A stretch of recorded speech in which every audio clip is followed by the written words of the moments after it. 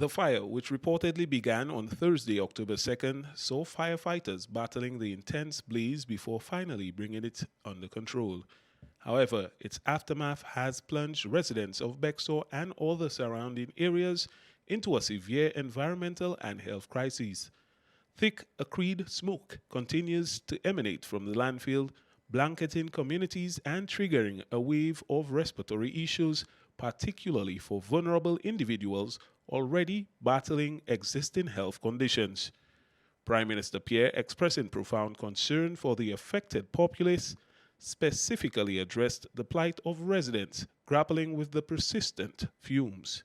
We're very concerned about the residents, and I'm happy that the environmental health people are here and the people from NEMO are here.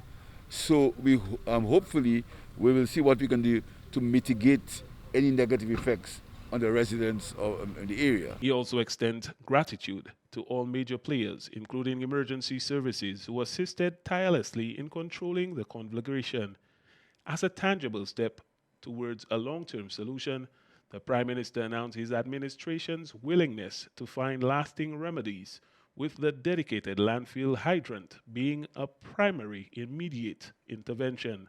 It was much worse than it is now, right now. But it's continuous progress. I'm told that a constant feed of water is needed. I want to thank Reno Kajada for allowing us to use his pond to feed water into things. I want to thank Mr. Kajada for that.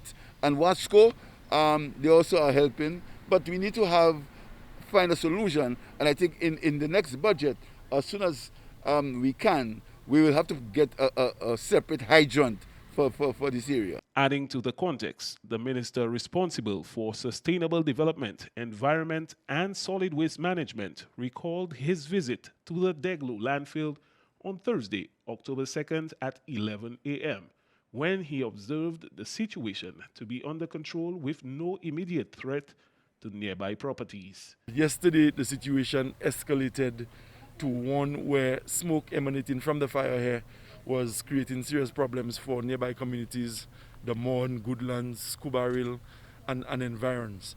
And this morning when I woke up, I got more information that residents of some of the communities I mentioned and even further were being affected by the fire.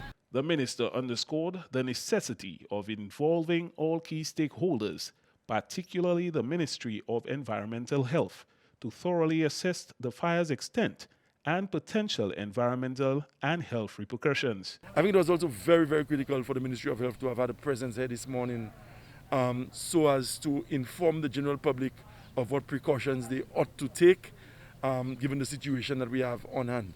I think it's particularly sensitive for patients or people with respiratory issues.